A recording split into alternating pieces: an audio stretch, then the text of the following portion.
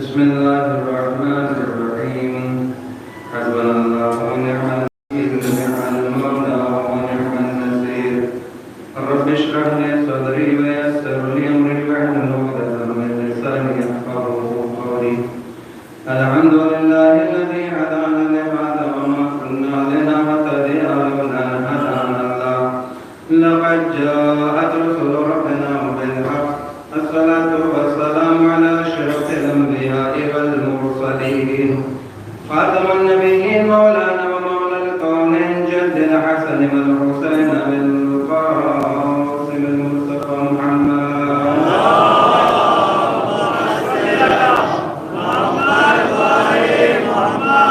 وآله الطيبين الطاهرين الذين أذهب الله عنهم الرجس وطهرهم تطهيرا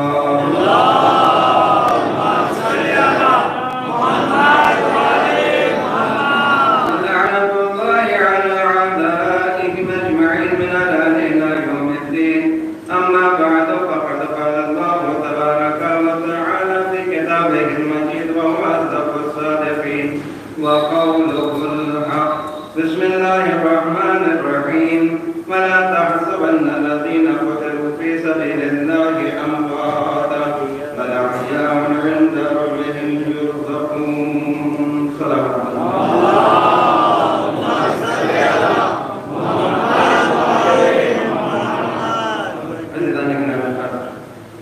معزز سامعین اس سے پہلے کہ کچھ معروضات پیش کیے جائیں ایک مرتبہ سورہ حم اور 3 مرتبہ سورہ اخلاص کی تلاوت فرما کر صدر انجمن روحانی اشعار میر حیدر عباس سر حسینی ذاکر اہتبید مرزا تقی علی خان اور سرپرست سید مجاہد سلطان موسوی اور محترمہ بلقیس فاطمہ اور کلثوم مرزا اور لبنہ اور سید جاوید موسوی ان مرحومین کو بالخصوص اور تمام ارواح مومنین کو عرض بسم اللہ الرحمن الرحیم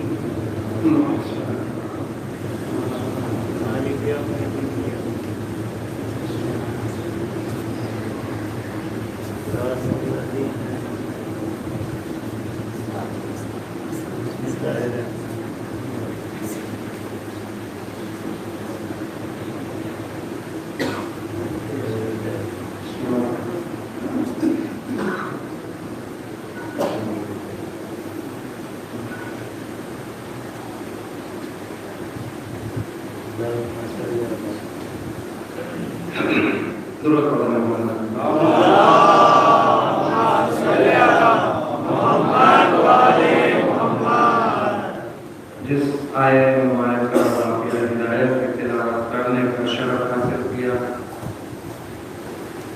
اس میں خالق کائنات مالک ارض و سما حیات و ممات پر اختیار رکھنے والا خالق دو جہاں مالک کائنات ارشاد فرما رہا ہے کہ جو لوگ اللہ کی راہ میں قتل کیے جاتے ہیں انہیں مردہ نہ سمجھو انہیں مردہ نہ سمجھو بلکہ وہ زندہ ہے اور زندہ کا ثبوت یہ ہے کہ جب ہم قبر میں لٹاتے ہیں تو ایک انسان اوپر بیٹھنے کے بعد کہتا ہے اسمع افہم سن بھی لے اور سمجھ بھی لے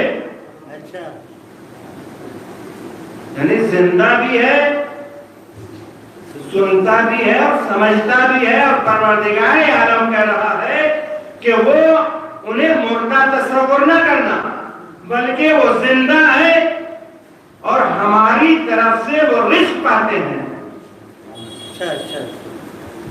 ہماری طرف سے وہ رزق پاتے ہیں اور جو محبت آل محمد میں مر جائے ماتا شہیدہ وہ شہید مرتا ہے صلوات بھیجے محمد اللہ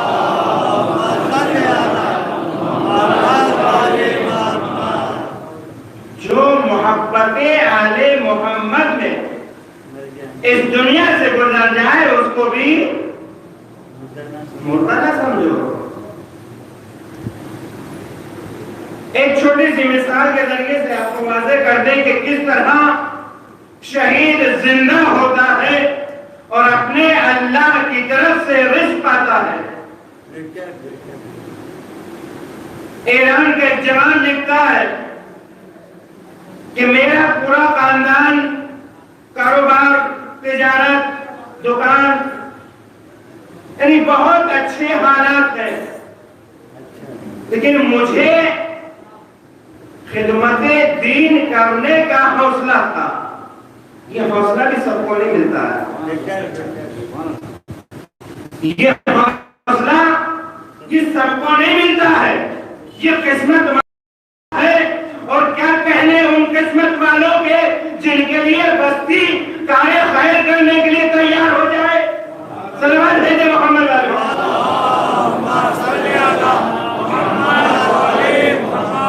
ایسے خدمت کرنے والے جو دین کی خدمت کے لیے اپنا جان مال سب کچھ قربان کرنے کے لیے تیار ہو جائے، پھر بستی بھی ان کے لیے اپنے جذبے کی اپنے جذبے کو نمایاں کرتی ہے۔ اس مجلس کے ذریعے سے، اس مجلس حسین کے ذریعے سے یہ بتانا چاہتی ہے کہ تم چلے گئے تو صحیح، لیکن ہم تمہیں کبھی نہیں بلائیں گے۔ خانہ تمہاری یاد میں، مسجد تمہاری یاد میں، انجمن تمہاری یاد میں۔ سلام بھیجے محمد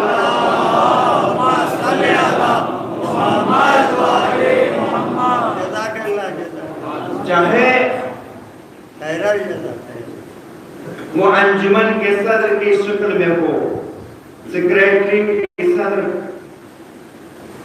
یا صدر کی شکل میں ہو، سیکریٹری کی شکل میں ہو، خزانچی کی شکل میں ہو، سرپرست کی شکل میں ہو، جس صورت میں بھی ہے وہ خدمت کے لیے تیار ہے۔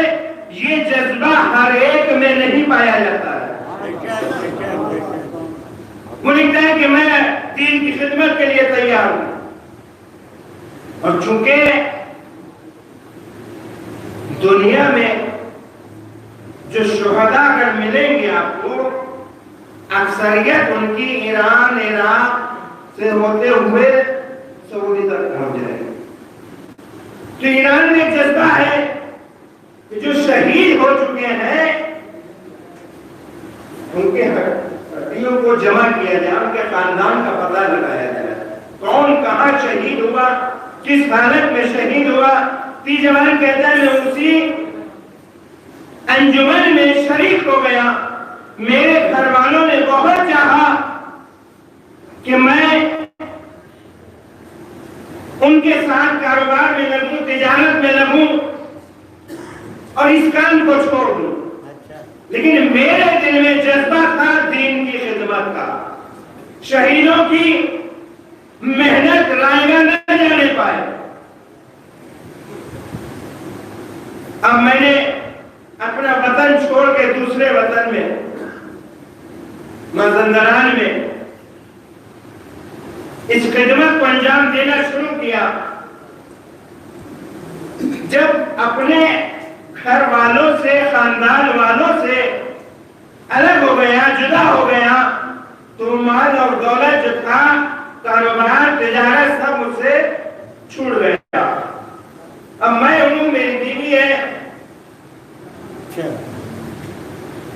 حالات یہ ہے کہ اب اتنا نہیں ہے کہ روٹی کھا سکیں۔ پھر بھی گھر والوں نے، خاندان والوں نے کہا پلٹ آؤ، پلٹ آؤ، ابھی بھی وقت ہے کرنے۔ دین کی خدمت اس مال اور دولت سے کہیں زیادہ۔ اب عالم یہ تھا کہ جو دکاندار تھے انہوں نے ادھار دینا بند کر دیا، قرض اتنا ہو گیا کہ اب دکاندار منع کرنے لگے۔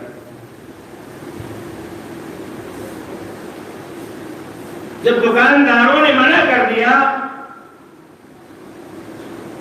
پریشان ہوں. جوان لکھتا ہے کہ میں بہت پریشان ہوں. اسی پریشانی کے عالم میں ایک فون آیا کہ تمہارے کچھ رشتے دار تمہارے یہاں ملنے کے لیے آ رہے ہیں. ذرا غور کریں, اپنے کھانے کو نہیں ہے تو مہمان کی مہمان نوازی کہاں سے ہوگی؟ یہ پریشان, ادھر انجمن کا فون آیا کہ فلاں جگہ جانا ہے. اب ادھر تو ادھر سے فون آیا کہ مہمان آنے والے ہیں. ادھر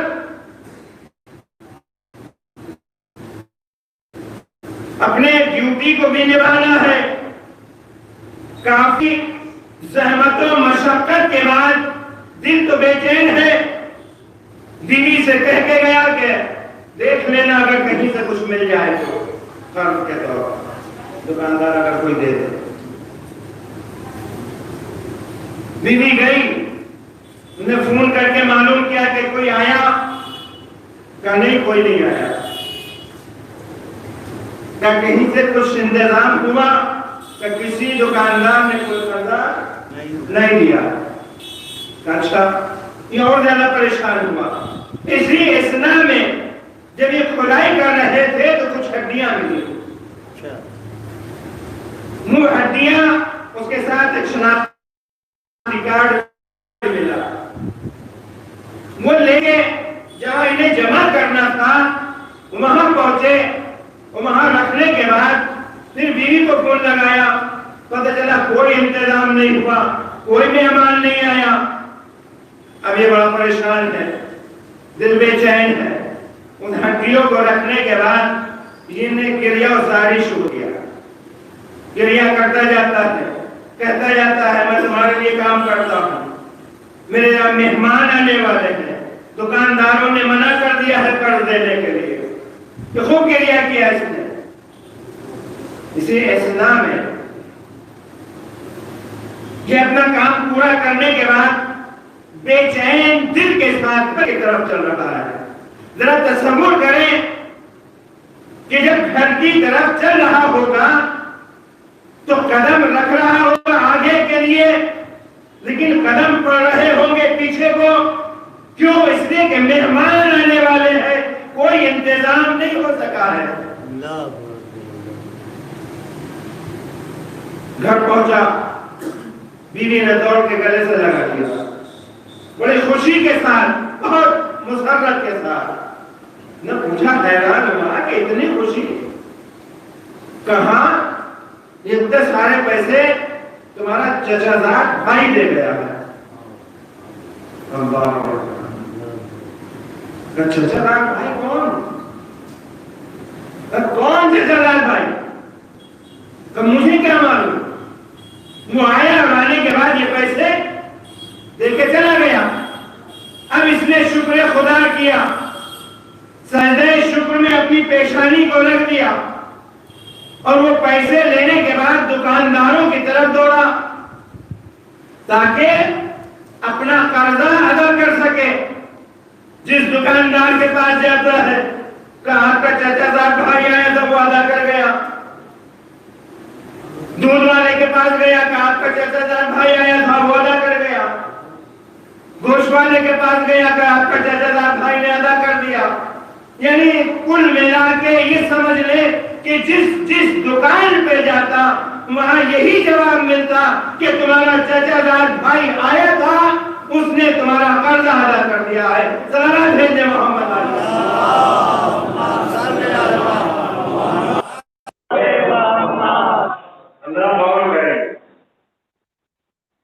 اس نے کہا کیا تھا؟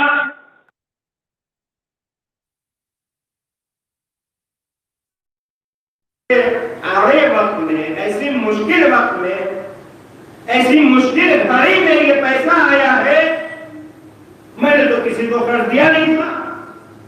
پھر بھی جب وہاں سے دکانداروں سے پلٹ کے گھر کی طرف آیا تو دیکھا دروازے ہی سے بیوی گریہ وساری کر رہی. بے چینی کا عالم ہے. تو اب کیا ہوا؟ اور جب روتے ہوئے اسے دیکھا تو اس کے ہاتھ میں وہی شناختی کارڈ تھا جس کی ہڈیاں نکال کے وہاں پہنچائی. کہ میں نے تم سے بار بار منع کیا ہے کہ کسی بھی شہید کا کارڈ لے کے تم مت دیکھا کرو، تم سے برداشت نہیں ہوتا. کہ برداشت کی بات نہیں ہے، کہ یہ جو کارڈ آپ دیکھ رہے ہو کہ یہی شخص آیا تھا جو پیسے دے کر گیا ہے.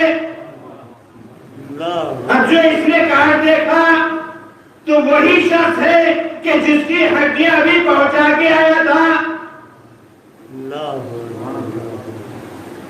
شہید کبھی مردہ نہ تصور کرے، شہید زندہ ہوتا ہے. اور یہ اس کارڈ کو لے کر ہر اس دکاندار کے پاس گیا جس کا قرض ادا کیا تھا کہ یہ تھا، کہاں یہی تھا. جس دکان کے پاس جاتا کہا یہ تھا، کہاں یہی تھا. سر پکڑ کے بیٹھ گیا اور کہا کہ مجھ سے بہت بڑی غلطی ہوئی ہے، میں نے آپ کو زحمت میں ڈال دیا، میں تو آپ لوگوں کی خدمت کے لیے تیار ہوں. ذرا تصور کریں کہ وہ شہید کہ جس کی ہڈیاں لے کر یہ لوگ پہنچے، وہی شہید ان کا قرض بھی ادا کر رہا ہے اور آئندہ خرچ کے لیے بھی پیسے دے رہا ہے. تو اس کیسے تصور کر لیا جائے کہ شہید مردہ ہوتا ہے، جبکہ قرآن اعلان کر رہا ہے کہ شہید کو کبھی مردہ نہ تصور کرو. جو مرحومین ہمارے اس دنیا سے گئے ہیں، یہ بھی محبت آل محمد پر، اور جو محبت آل محمد پر مر جائے شہید وہ مرتا نہیں ہے. ہم کیوں کہتے ہیں کہ انتقال ہو گیا؟ کیوں کہتے ہیں انتقال ہو گیا؟ انتقال کے اصل معنی موت نہیں ہے. علی کے چاہنے والے کو کبھی موت نہیں آتی ہے. صلوات علی محمد علیہ محمد.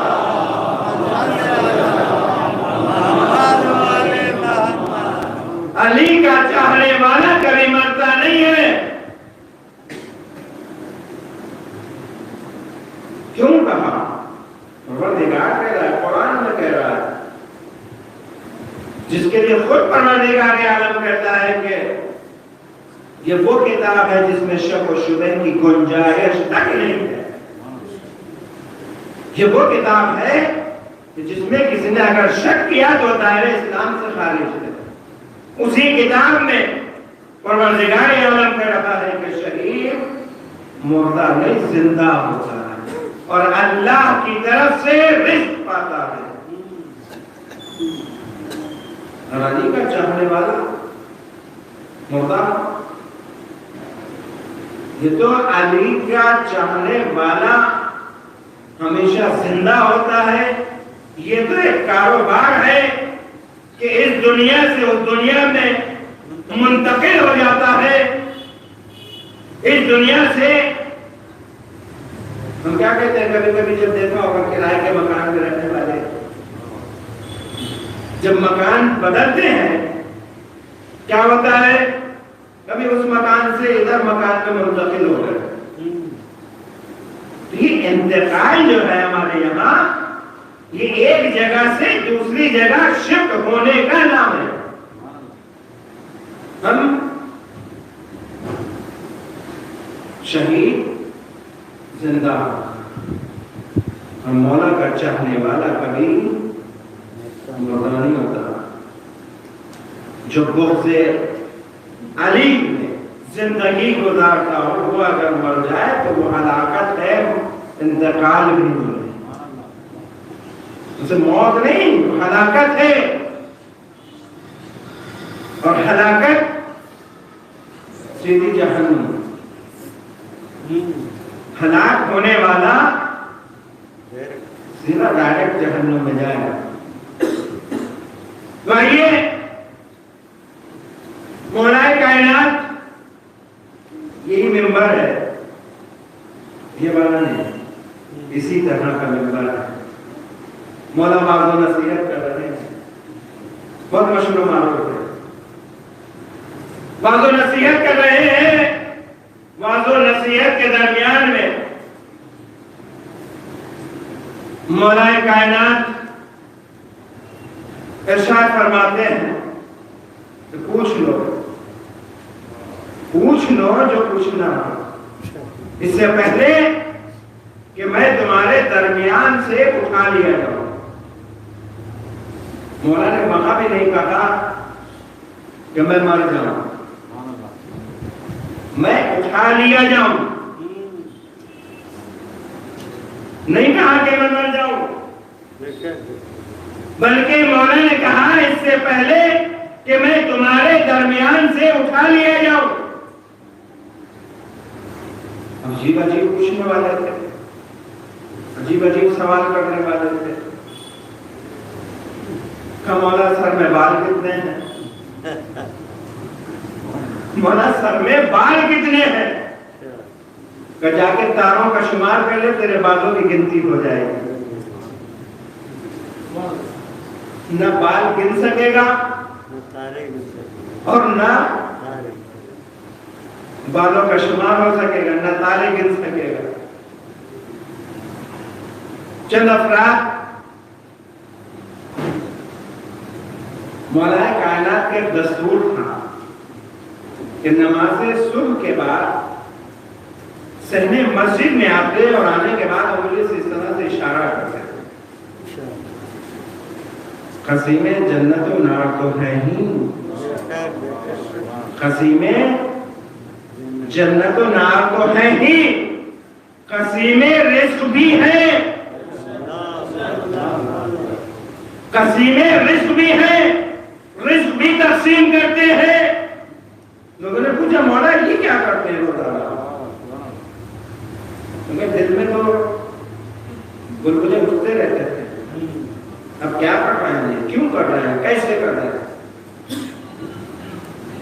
میں مخلوق خدا کو رزق تقسیم کر رہا ہوں. اچھا, کسی نے منہ بنایا, کسی نے ادھر کو منہ کیا, کسی نے اسے آنکھ ماری, کسی نے اسے ہاتھ کا اشارہ کیا, کہیں رزق پاٹ ہوتا ہے. ایسے جب اعتراض کرنا ہوتا ہے تو منہ ٹیڑھا ہو جاتا ہے, اور جہاں حق کے خلاف آواز بلند ہوتی ہے تو وہاں منہ کا ٹیڑھا ہونا لازمی ہے. صلوات ہے دے محمد.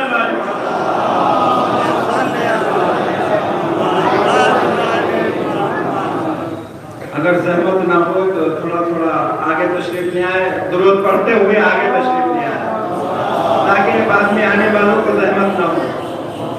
تھوڑا سا آگے آگے تشریف لے آئے, درود پڑھتے ہوئے.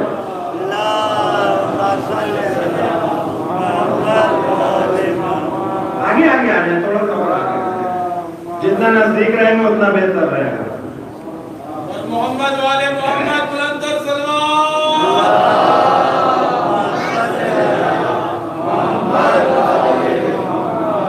ویسے بھی ہم بلا فصل کے ماننے والے ہیں, ہم بلا فصل کے ماننے والے ہیں. ہمارے یہاں درمیان میں فاصلہ ممکن نہیں ہے.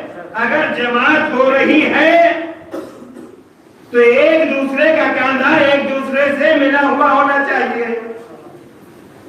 اگر زیادہ فاصلہ ہو جائے تو جماعت باطل ہے یا نہیں ہے؟ تو یہ فاصلے ہمارے یہاں کوئی معنی نہیں رکھتے. تو مولا اب تو ایسی روزانہ بولتے رہتے ہیں, کچھ بھی کہتے رہتے ہیں. اچھا دیکھنا ہے.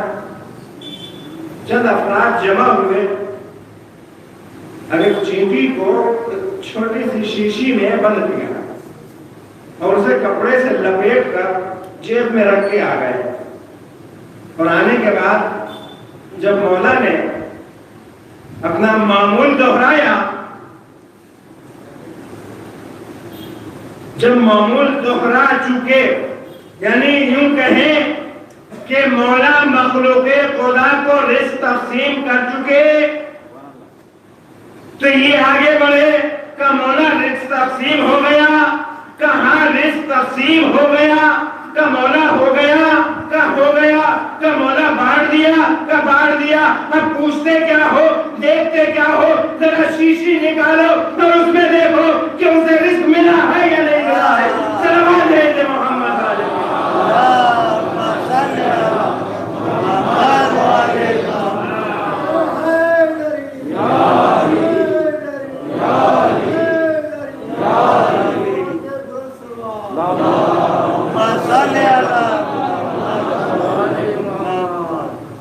رزق تقسیم ہو گیا، اور ذرا شیشی جیب سے نکالو اور دیکھو تو اسے ملا کہ نہیں ملا۔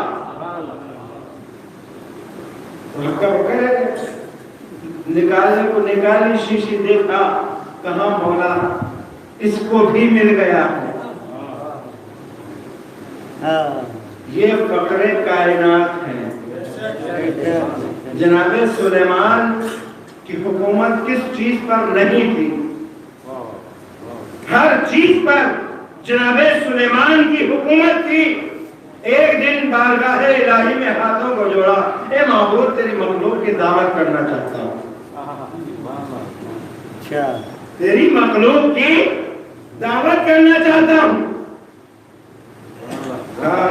سلیمان بہت مشکل ہے، کھانا پروردگار ایک موقع دے دے، ایک وقت کا موقع دے دے کہ سلیمان ابھی بھی سوچ لو۔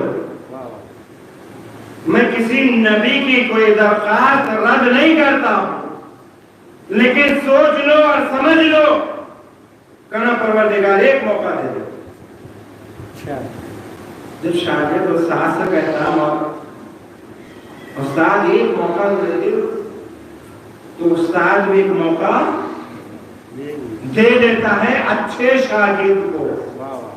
نالائق شاگرد کو کبھی موقع نہیں ملتا ہے، چاہے جتنا گڑگڑا لے موقع نہیں ملتا۔ اگر لائق شاگرد ہے اور کوئی کوتاہی رہ گئی ہے تو اسے موقع مل جاتا ہے۔ یہاں لائق نبی ہے کہ پروردگار ایک موقع دے دے کہ اچھا جاؤ۔ اب جناب سلیمان نے سمندر کے کنارے بہت بڑے میدان میں کھانے کا انتظام کیا، اور جب کھانے کا وقت آیا، ابھی کھانا تیار نہیں ہوا ہے، سمندر سے ایک مچھلی نے منہ نکالا کہ سلیمان بھوک لگی ہے، کہا تھوڑی دیر رک جاؤ۔ پھر تھوڑی دیر کے بعد مچھلی نے سب نکالا، کہا سلیمان بھوک لگی ہے۔ جب پھر کہہ دیا کہ تھوڑی دیر اور رک جاؤ، تیسری مرتبہ جب سر نکالا تو سلیمان کہتے ہیں بھائی اسے پہلے کھانا دے دیا جائے۔ کھانا دیا گیا، مچھلی نے کہا اور لاؤ، کھانا اور دیا گیا، کہا اور لاؤ اور لاؤ، یہاں تک کہ کھانا ختم ہو گیا۔ ایک مچھلی کا پیٹ جناب سلیمان نہ بھر سکے تو پوری کائنات کا پیٹ کیا بھریں گے؟ صلوات ہے محمد۔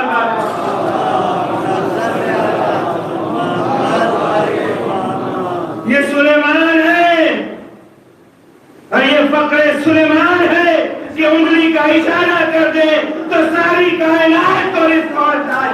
صلوات ہے محمد والے محمد۔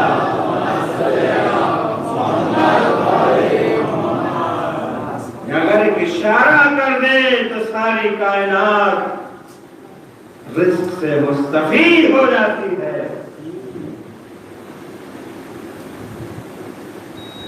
یہ ہے حلال مشکلات، جنہوں نے انبیاء کی مشکلیں حل کی ہیں۔ دنیا کہتی ہے یہ کیسے ہو گیا؟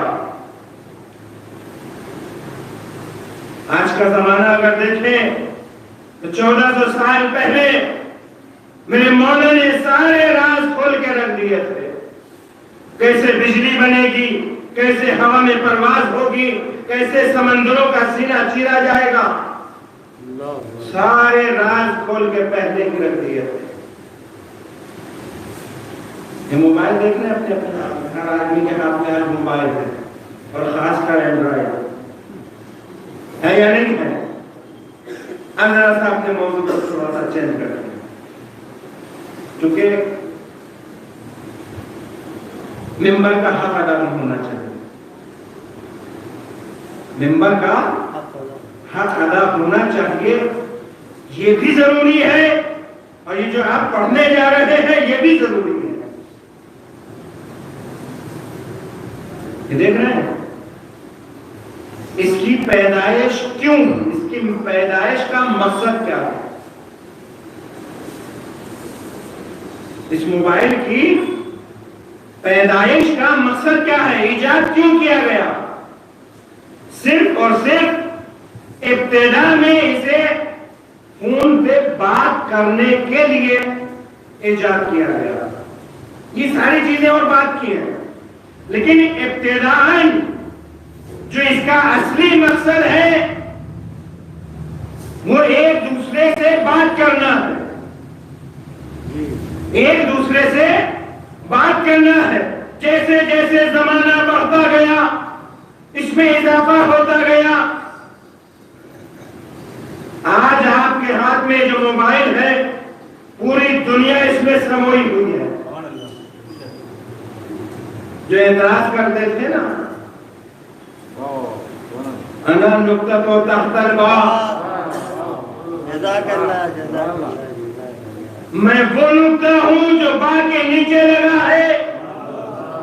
اگر اس کو ہٹا لیا جائے تو با نہ رہے گی. اگر اسلام سے علی کو ہٹا لیا جائے تو اسلام میں کچھ نہیں بچتا ہے. سلام دے دے محمد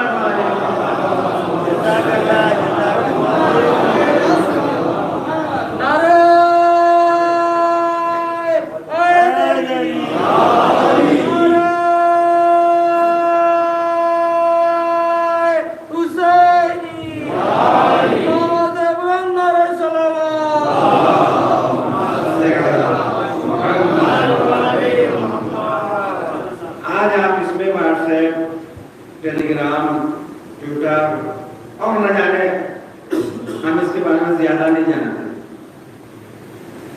بس اتنا ہے کہ اپنا کام کے لائق ہم نے سیکھ لیا, باقی ہمیں اس سے. لیکن جتنے بھی فنکشنز ہیں اس میں, آپ کوئی بھی فنکشن کھولو رہو, آپ کتابیں پڑھتے رہو, آپ واٹس ایپ کھول کے ویڈیو آڈیو, ٹیلی گرام پہ ویڈیو آڈیو میسج وغیرہ سب کرتے رہو. لیکن جہاں وجے والا سے آپ کے لیے اس نمبر پہ فون لگایا, اس نے سارے کام ڈیلیٹ کیے. جس کام کے لیے, مقصد کے لیے ایجاد ہوا تھا, اس کو اس نے شو کرنا شروع کر دیا. اس مقصد کو اپنے شو کرنا شروع کر دیا. سارے کام ڈیلیٹ کر دیے. فون کی گھنٹی بجی, آپ دیکھ رہے تھے ویڈیو لوگ, آڈیو سن رہے تھے آڈیو لوگ, میسج دیکھ رہے تھے میسج لوگ. اس موبائل کو اپنا مقصد خلقت معلوم ہے. اس موبائل کو اپنا مقصد خلقت یاد ہے, لیکن یہ حضرت انسان ہے کہ جن کے لیے پروردگار عالم نے کہا وَمَا خَلَقْتُ الْجِنَّ وَالْإِنسَ إِلَّا لِيَعْبُدُونِ. ہم نے انسان کو پیدا کیا ہے تو صرف اور صرف عبادت کے لیے پیدا کیا ہے. یہ حضرت انسان اپنی حقیقی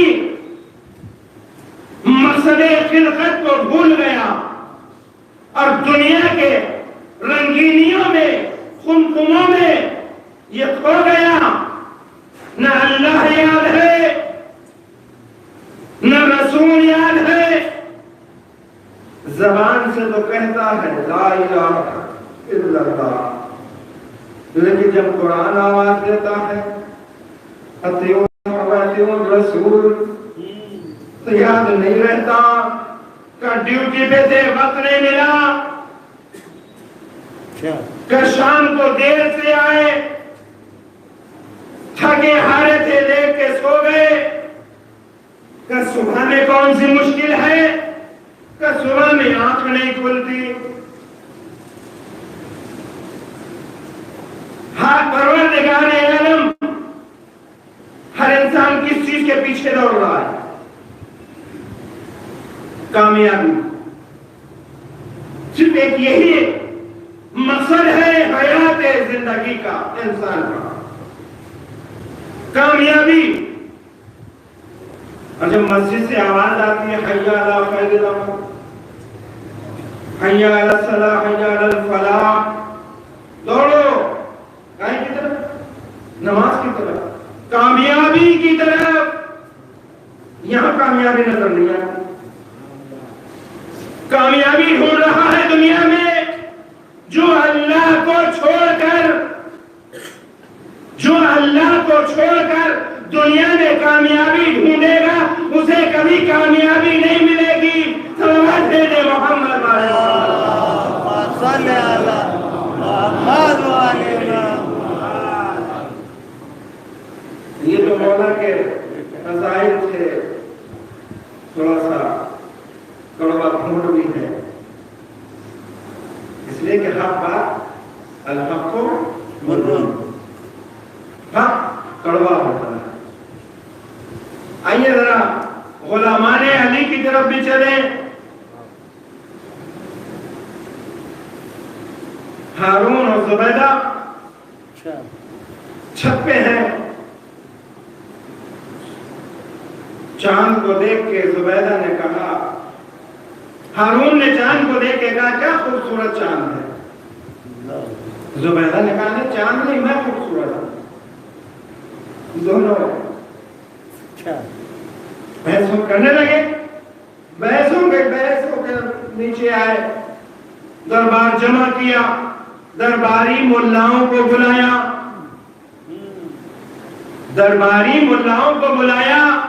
اب سر جوڑ کے بیٹھے اور آپس میں گفتگو کرتے ہیں کہ اگر چاند کو خوبصورت کہا تو شہزادی رانی ناراض ہے اگر رانی کو خوبصورت کہا تو بادشاہ ناراض ہے یہ اللہ کی رضا کو نہیں دیکھتے بادشاہوں کی رضا کو دیکھتے ہیں صلوات ہے محمد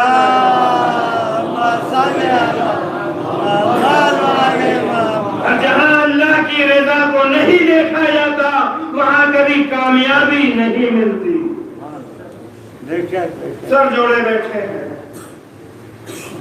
اہل بیت کا دیوانہ اہل بیت کا دیوانہ جس نے اپنے اوپر جنون طاری کر لیا تھا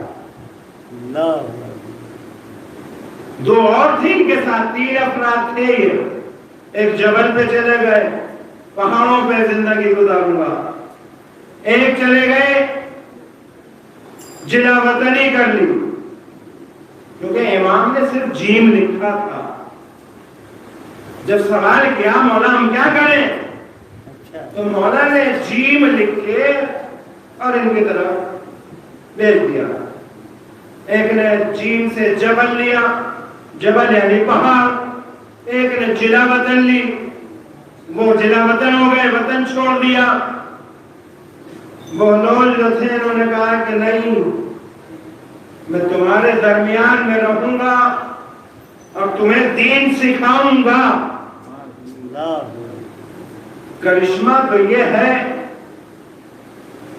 پھول کہاں اگتا ہے پھول کہاں اگتا ہے کانٹوں کے درمیان اور کمل کہاں اگتا ہے کیچڑ میں لیکن اپنی پہچان الگ رکھتا ہے پانی سے اوپر آنے کے بعد کہتا ہے میرا اس کیچڑ سے کوئی واسطہ نہیں ہے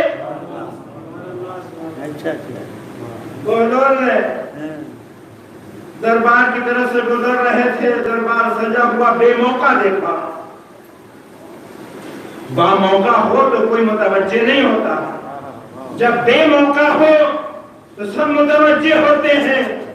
بے موقع دیکھا دربار سجا ہوا ہے, اپنی گدڑی دبائے ہوئے, لکڑی کا گھوڑا بنائے ہوئے, تک تک کرتے ہوئے بادشاہ تک کیا پہنچے کا مسئلہ کیا ہے؟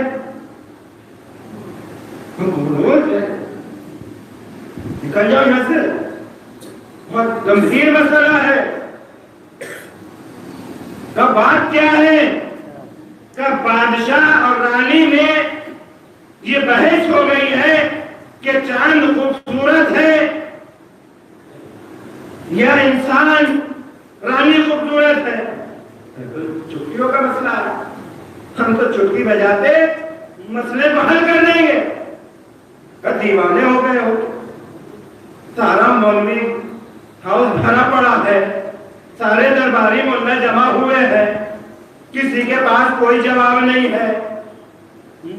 جواب تمہارے پاس نہ ہوگا. جو اہل بیت کا دیوانہ ہوتا ہے وہ کبھی میرے مولا نے سنونی کا دعویٰ کیا تھا, میں انہی کا پیروکار ہوں, آؤ میرے سامنے, میں کوئی بھی جواب دینے کے لیے تیار ہوں. یہ کون سی بڑی بات ہے؟ سنو, بہلول نے پڑھنا شروع کیا.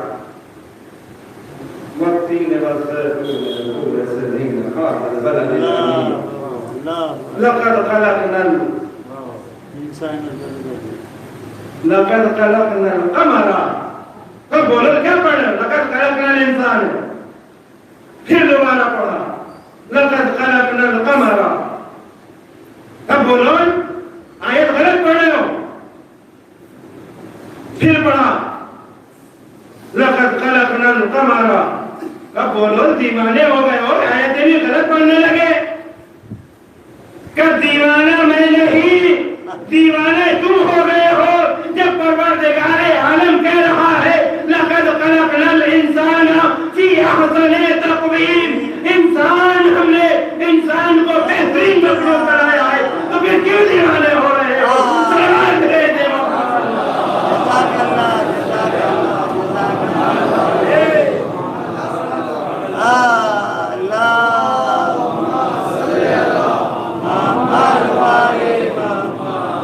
کیوں دیوانے ہو رہے ہو؟ پروردگار کہہ رہا ہے کہ ہم نے انسان کو مخلوق احسن بنایا. ہم نے انسان کو بہترین مخلوق بنایا ہے, اور دعوے کے ساتھ ثبوت بھی موجود ہے. قرآن کی آیت بھی ہے جسے تم غلط پڑھنے نہیں دیتے, اور پھر سر جوڑے بیٹھے ہو کہ کس کو کہیں. اچھا,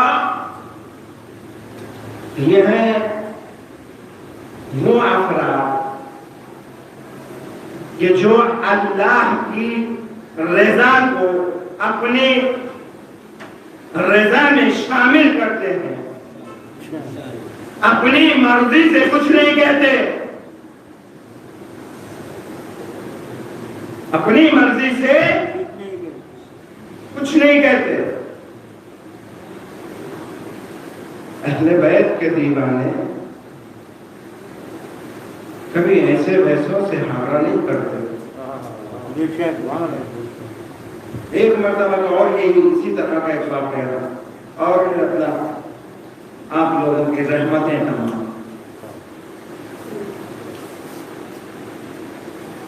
بہلول کا جو ڈیرا تھا وہ ویرانوں میں زیادہ رہتا تھا. ویرانے میں جہاں کوئی عبادت میں قلم ڈالنے والا موجود نہ ہو وہاں اپنا ڈیرا جما کے رکھتے تھے. ایسے ایک راستے میں بیٹھے ہوئے تھے, آپ نے دیکھا ہوگا بچے مٹی کے ساتھ کھیلتے ہیں تو اپنا پیر کے اوپر ایک گھروندا سا بناتے ہیں,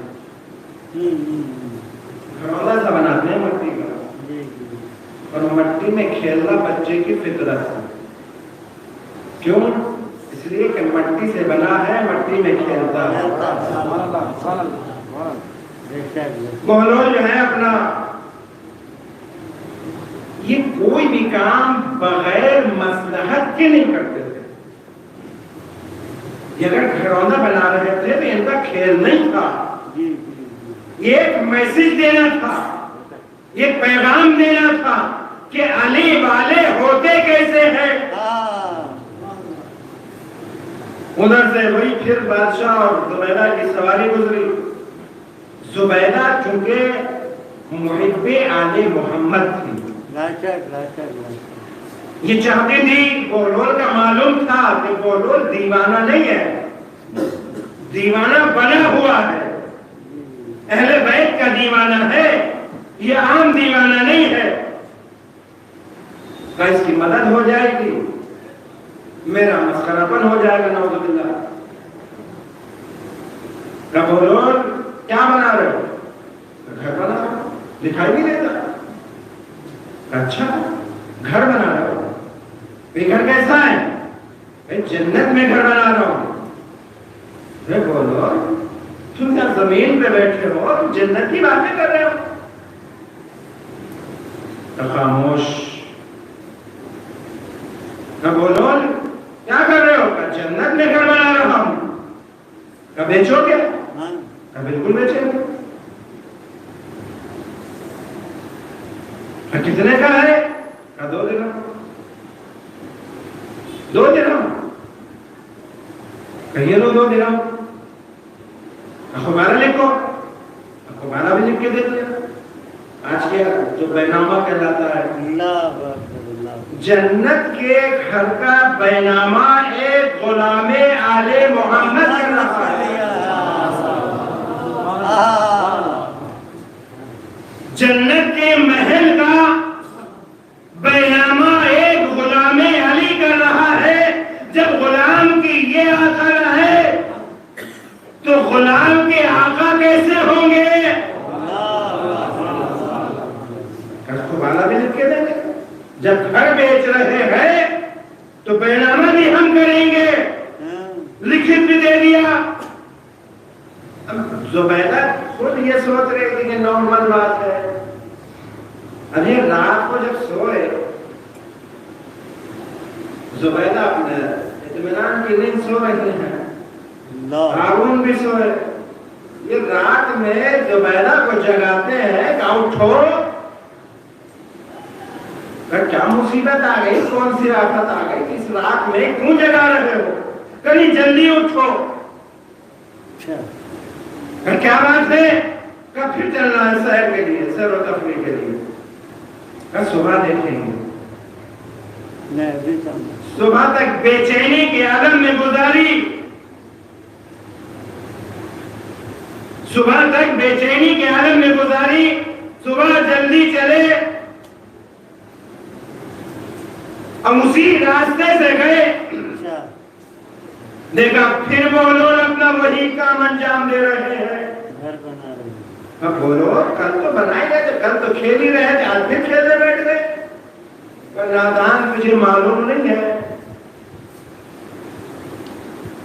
کہ جنت کا پھٹکارا ہوا میرے پاس آئے گا. اب زبیدہ خاموش ہے. ہارون کہتے بولو کیا کر رہے ہو؟ میں گھر بنا رہا ہوں, جنت میں گھر بنا رہا ہوں. کب بیچو گے؟ ہاں بالکل بیچیں گے. کل بیچا تھا, آج بھی بیچیں گے. بولو جنت میں گھر بنا رہا ہوں, دیکھ لو, لکھ کے دینا پڑا. بالکل لکھ کے دیں گے. کہ اس کی قیمت کیا ہوگی؟ کہ تیری آدھی سلطنت. جہاں 2 درہم کی بات ہو, ایک سودا آپ کل جو ہے 2 درہم میں لائے, آج کہتے ہیں کہ اس کی 1 کروڑ کی قیمت ہے. کہاں 1 کروڑ اور کہاں 2 درہم, آج کے 2 روپے سمجھ رہے ہیں. حیرانی ہوگی نہیں ہوگی؟ تو حیرانی کے حالے میں بولا کل تو تم نے 2 درہم میں بیچی تھی, اور آج تم تیرے وادی سلطنت کا کل بغیر دیکھے جنت خریدی تھی, آج تو خواب میں دیکھ کے آیا ہے اور جنت خریدنے آیا ہے. صلوات ہے محمد.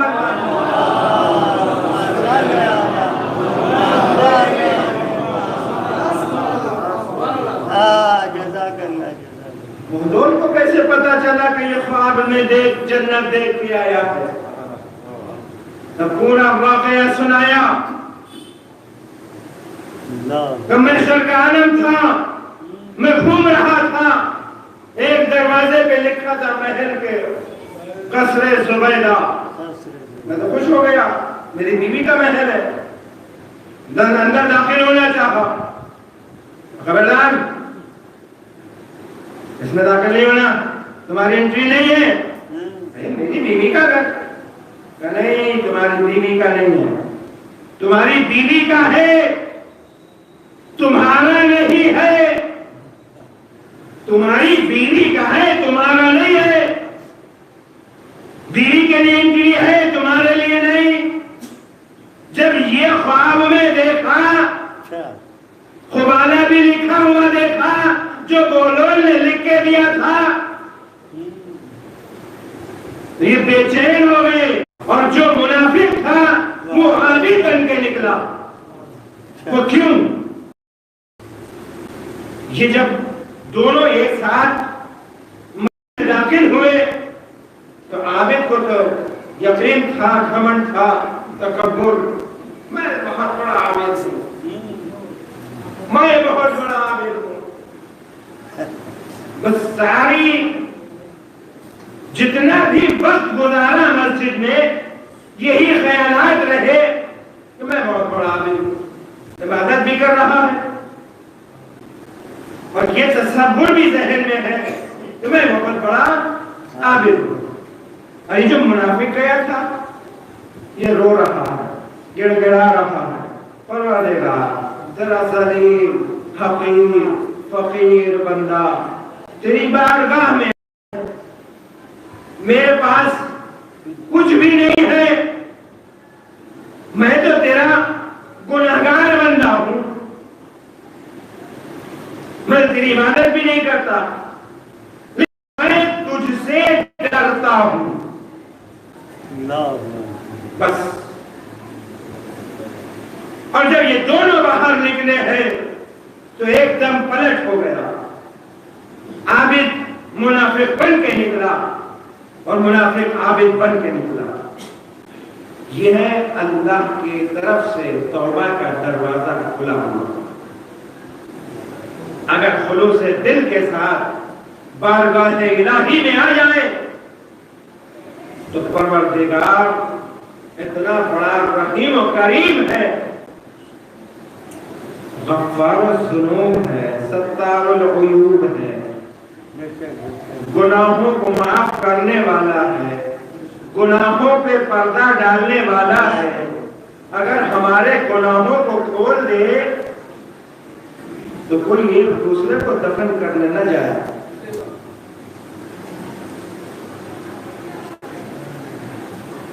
لہذا بس آخر میں گزارش ہے، التماس ہے، التجا ہے کہ دین کو سمجھیں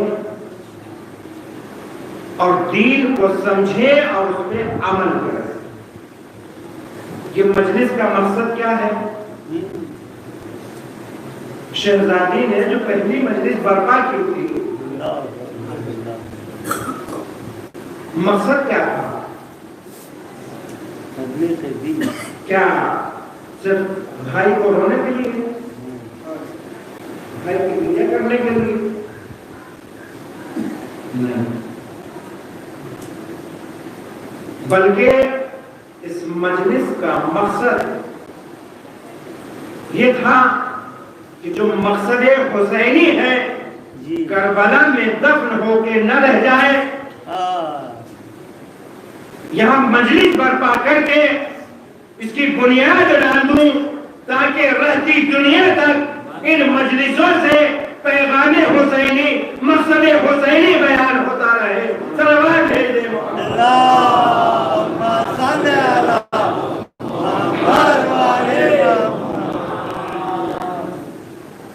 کربلا جو بپا ہوئی ہے،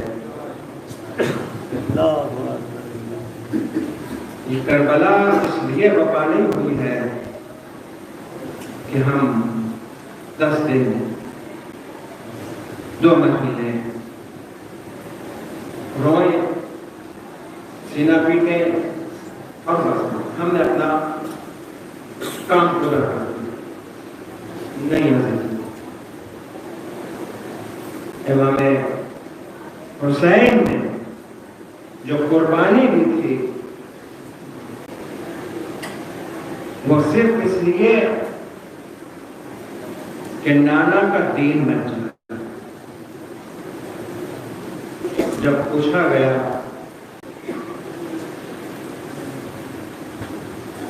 کہ اکبر کا کلیجہ دینے کے لیے اصغر کا خشک گلا کم دینے کے لیے تیار، کہ قاسم کی لاش کے پامال ٹکڑے دیکھنے ہوں گے کم دیکھنے کے لیے تیار، کہ بھیا عباس کے بازو کٹے ہوئے دیکھنے ہوں گے، اسلام کے بازو قربان کرنے ہوں گے، کہ میں اس کے لیے بھی تیار. جب سب قربانیاں قبول کر چکے ایک مرتبہ کا بہن کی چادر بھی دیتی ہو. ایک مرتبہ امام حسین بھی سکتے میں ہو گئے. جناب زینب نے دیکھا کہ بھیا کے پاس کوئی جواب نہیں ہے. آواز دیے بھیا حسین چادر دینے کا وعدہ کر لو، چادر بھی دیں گے لیکن دانا کے دین کو بگڑنے نہیں دیں گے. اجرکم اللہ. وہ وقت بھی آیا کہ جب کربلا کا میدان لاشوں سے بھرا ہوا ہے، ایک مرتبہ کڑیل جوان شکل پیغمبر سامنے آ کے کھڑا ہو گیا. بابا مرنے کی اجازت دے دو. سر سے پیر تک دیکھا اور سینے سے لگا کر اتنا روئے کہ لش آ گیا، لیکن پھر بھی اجازت نہیں دی. کہے علی اکبر تمہاری پھوپھی نے 18 سال محنت کر کے تمہیں پالا ہے، اپنی پھوپھی سے اجازت لے لو. ایک مرتبہ علی اکبر کہنے میں آئے، آواز اے پھوپھی اماں، اگر کل کو دادی نے سوال کر لیا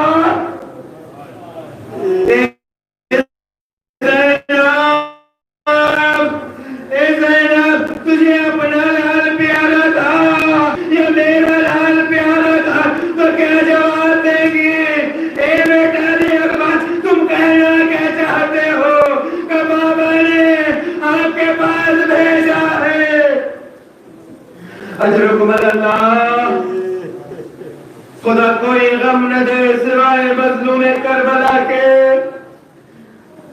پروردگار مرحوموں کی روح کو شاد فرما اس مجلس کے صدقے میں. کہ بیٹا کہنا کیا چاہتے ہو کہ بابا نے آپ کے پاس بھیجا ہے، بابا اجازت نہیں دیتے. پھوپھی سے اجازت ملی، جناب علی اکبر آئے اور آنے کے بعد آواز دی، اے بابا پھوپھی نے اجازت دے دی ہے، اب آپ بتائیے. امام حسین نے اجازت دی.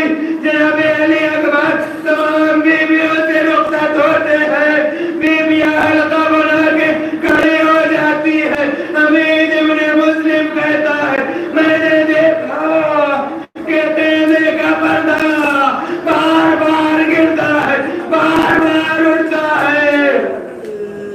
اجرکم اللہ.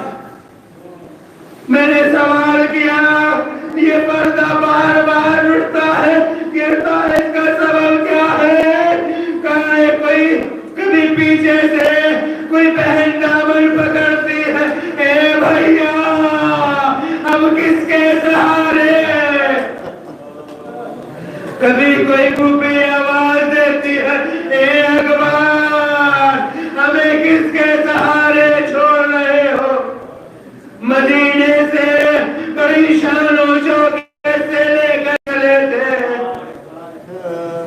امام کی خدمت میں آئے، امام نے ہاتھوں کو بلند کیا، آواز دی اے میرے معبود اب اس کو بھیج رہا ہوں جو سیرت میں، صورت میں، رفتار میں، گفتار میں تیرے رسول کی شبیہ ہے۔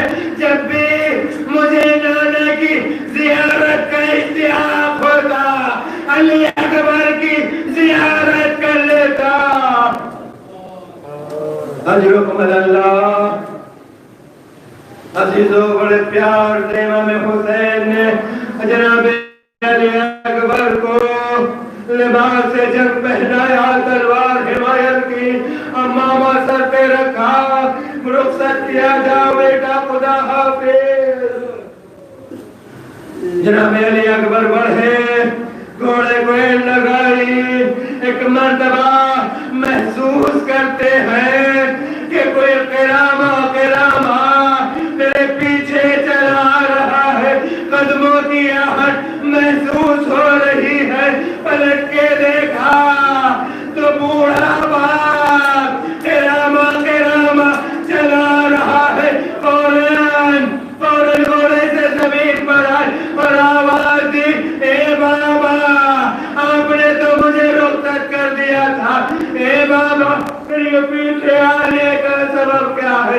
آواز دی اے بیٹا اکبر اگر تم صاحب اولاد ہوتے تو یہ سوال نہ کرتے۔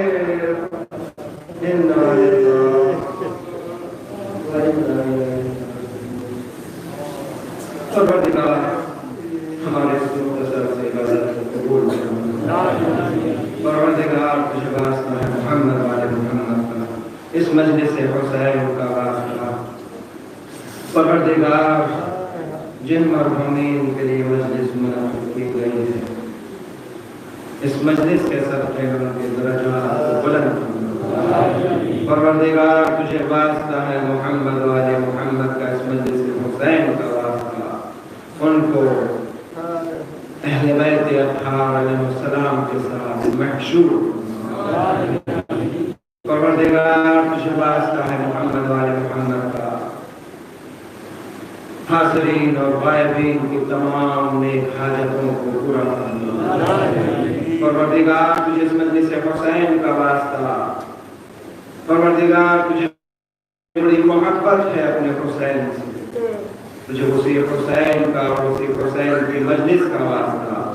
پروردگار ہم گناہگار، ذلیل اور حقیر و فقیر ہیں، لیکن تو بڑا رحیم و کریم ہے، مہربان ہے، ہمارے گناہوں کو اپنی رحمت سے معاف فرما۔ پروردگار تجھے واسطہ ہے محمد والے محمد کا، پروردگار آئندہ گناہوں سے بچنے کی توفیق عطا فرما۔